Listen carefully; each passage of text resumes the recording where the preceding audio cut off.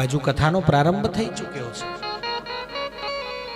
બીજા જ પ્રસંગની અંદર ખબર પડી કે ઓહો, શ્રીમદ ભાગવત એ તો આટલું બધું દિવ્ય છે. દેવતાઓએ તપાસ કરી કે ક્યાં કથા ચાલી રહી છે. શુકતાલ હરિદ્વારથી યુપીની બોર્ડરમાં આવી અને થોડા અંદર જવાનું છે, 80 કિલોમીટર થાય. શુકતાલ નામનું દિવ્ય ક્ષેત્ર છે. એ શુકતાલની અંદર સુખદેવજી મહારાજ પરીક્ષિત રાજાને કથા સંભળાવી રહ્યા છે. એવા સમયે હજી તો કથાની શરૂઆત પણ નથી થઈ અને સ્વર્ગમાંથી બધાય દેવતાઓ ભેગા થઈ અને કથાની અંદર પ્રવેશ કર્યો છે. હાથની અંદર સુવર્ણનો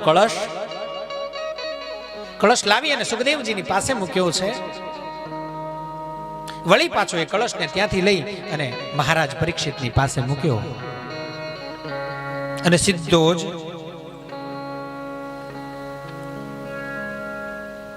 સુખદેવજી સાથે નહીં, જે કથા સંભળાવવાના છે એમની પાસે નહીં, જે કથા સાંભળવા બેઠા છે, જે યજમાન છે, પરીક્ષિત મહારાજની પાસે એ કળશ મૂકીને કહેવા લાગ્યા, મહારાજ, તમારે વળી આ કથા સાંભળવાની જરૂર પડી? હા, જંગલમાં ગયો તો મૃગિયા રમવા, ખબર નહીં શું દોષ થયો,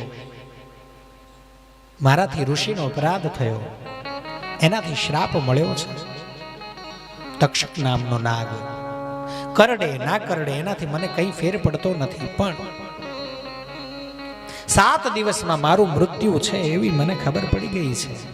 અને એટલા માટે થઈ અને પરમ સંત ની પાસે 7 દિવસમાં એ મૃત્યુને કેવી રીતે સુધારી શકાય એનું જ્ઞાન લેવા માટે થઈ અને બેઠો છું.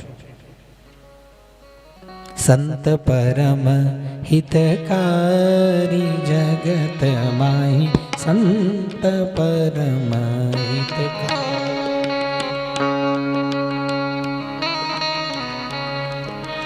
એવા પરમ હિતના કરનારા સંતો મારી સામે બેઠા છે. પરીક્ષિત મહારાજ આટલું કહે છે, આ વ્યાખ્યા કરી છે. સંતની સામું જોવડાવ્યું, દેવતાઓને બતાવ્યું, કીધું આ મને સંભળાવશે, આ મને સમજાવવાના છે કે આ ફેરામાંથી કેવી રીતે છૂટાય. તોય દેવતાઓ એમની સામું જોતા નથી. સાંભળો, તમારા મૃત્યુનું નિવારણ અમે તમને આપી દઈએ તો? ઓહો, તો સારું, બહુ સારું, કહો શું વાત છે? અને દેવતાઓએ કહ્યું, આ જે સુવર્ણનો કળશ છે ને, એની અંદર અમે અમૃત લઈ આવ્યા છીએ. આ અમૃત તમે પી લ્યો એટલે તમારું મૃત્યુ નહીં થાય. એમ? બહુ સરસ, વાહ ભાઈ, લાવો એમ નહીં, સાંભળો. આ સુવર્ણનો કળશ અમૃતથી ભરેલો અમે તમને આપીએ એટલે તમારું મૃત્યુ ન થાય, તો સામે આ જે કથા છે એ તમારે અમને આપી દેવાની. તમે આ કથા અમને આપી દો અને આ અમૃત પી અને તમે નિરંતર અમર થઈ જાઓ.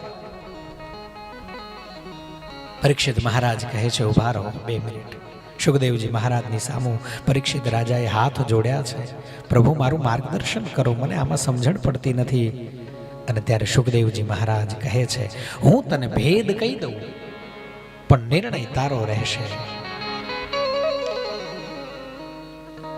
કથાનો અને અમૃતનો જે ભેદ છે તારી સામે ખુલ્લો કરું છું.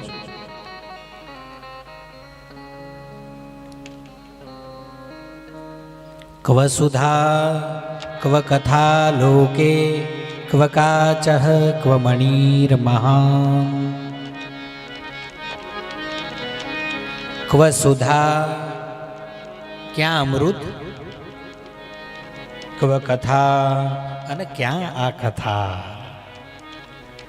ક્વ કાચઃ ક્વ મણિર મહાન. દેવતાઓ જે સુવર્ણ કળશની અંદર અમૃતને લઈને આવ્યા છે, પરીક્ષિત સાંભળ, એ એક કાચનો ટુકડો છે અને તું જે કથાને સાંભળવા જઈ રહ્યો છે એ મણિર મહાન, એક મહાન મણિ સમાન છે. ઓહો, બ્રહ્મરાતો વિચાર્યૈવમ. બ્રહ્મરાત એટલે પરીક્ષિત. વિચાર કરીને આપ નિર્ણય લો, આપને જે જોઈતું હશે એ મળશે.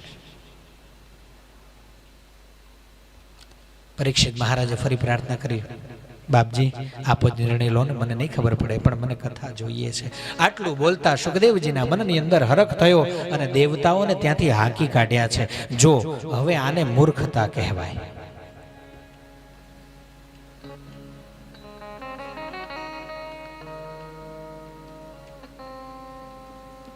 દેવતાઓ સ્વર્ગમાંથી સીધા આવીને જ્યાં કથા ચાલતી હતી ત્યાં આવીને પોતપોતાની ખુરશી વગર બોલે લઈને આવીને બેહી ગયા હોત તો કોઈ કથામાંથી કાઢી મૂકવાનું હતું? કોઈ કથા સાંભળવાની ના પાડે? પણ અમુક માણસોને બધે ધંધો જ દેખાય, વ્યાપાર જ કરી લેવો છે.